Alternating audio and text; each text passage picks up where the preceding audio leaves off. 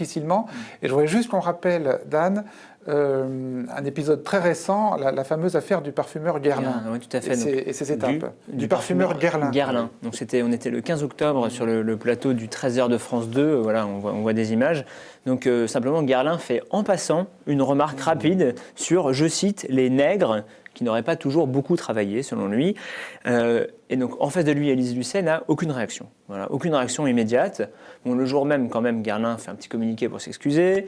Puis, dans la soirée, Élise Lucet elle-même dit qu'elle a été surprise ou bien qu'elle n'a pas entendu. Enfin bon, elle s'excuse, elle dit qu'elle est désolée en gros, mais c'est tout. Aucune réaction officielle, ni de la direction de France Télévisions, ni des responsables politiques. Donc là, on était le 15 octobre. 3 jours après, dans un édito sur France Inter, Audrey Pulvar s'étonne de ce silence et le dénonce de façon assez virulente. Et il faut quand même finalement attendre une semaine entière pour que France 2 revienne sur cette affaire avec un reportage, avec des explications, avec des demandes d'excuses, et également une semaine pour que le groupe LVMH qui détient Guerlain, le parfumeur, pour que LVMH soit obligé de sortir de son silence, quoi. Ça a pris un peu de temps quand même. Si au lieu d'être un dérapage raciste, anti-noir, ça avait été un dérapage antisémite, vous pensez que les choses auraient été aussi lentes ? Non, parce que les Juifs sont beaucoup plus vigilants, tout simplement. Les Noirs ne sont pas assez vigilants. Non, si c'était à eux de protester immédiatement. Ils l'ont fait. Le Grand l'a fait. Ils l'ont fait, ça dépend dans quel... S'ils partent de plus loin, je veux dire, parce que dans la société, ils ont moins de poids dans la société, il faut qu'ils soient plus énergiques, je veux dire. Nous l'avons été dans certaines occasions, Vous êtes dur, là, y compris d'ailleurs, pas seulement pour les Juifs, mais par exemple pour les Tziganes. Quand les Tziganes étaient assassinés dans l'Est de l'Allemagne en 92, je crois, ou 91 ou 92, moi j'ai rassemblé les fils et filles. Je me souviens que dans des réunions juives, on m'a dit « Mais pourquoi les Tziganes, qu'est-ce que ça a à voir ?» Tout simplement, ils sont entrés aussi dans la chambre à gaz. On est allé à Rostock, on s'est battu avec la police, on a été battus, on a été arrêtés, etc. On est allé protester. Les Noirs pouvaient aller aux Champs-Élysées et comment dire... Non, mais ils l'ont fait. Je suis d'accord, mais aller aux Champs-Élysées... Non, ils l'ont fait. Ils l'ont fait. Et devant des magasins, le cran... devant le siège de LVMH. Est allé manifester devant une boutique, devant la boutique. Devant une boutique LVMH plusieurs semaines de suite, et ce qui fait que LVMH... Oui, mais est-ce qu'elle a réagi au premier moment ? C'est ça.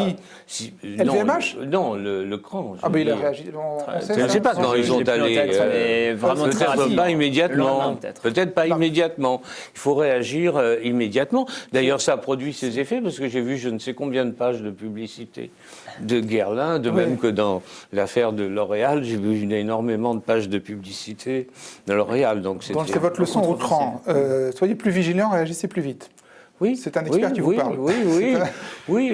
Pour les Arméniens aussi, nous sommes. Moi, je milite avec les Arméniens aussi. Il n'y a pas eu concurrence des mémoires, mais pas à notre niveau, peut-être à d'autres niveaux, mais pas au mien. Non, mais ça c'est bien sûr qu'il n'y a pas de concurrence à votre niveau. Mais vous pensez vraiment que si les réactions ont été si molles après ce dérapage raciste, c'est de la faute du cran, en gros. C'est pas de la faute du cran, c'est pas la faute. C'est le fait qu'il n'y a pas eu une riposte énergique immédiate. Bon, maintenant c'est leur responsabilité. Si. Oui, il faut qu'ils s'arment pour pouvoir réagir, effectivement, lorsqu'ils sont attaqués de cette façon, oui, il faut. Vous pensez vraiment que c'est ça, et vous pensez vraiment que c'est pas le fait que dans l'inconscient collectif français, les traites négrières ne soient pas perçues comme un crime contre l'humanité de la même manière qu'Auschwitz?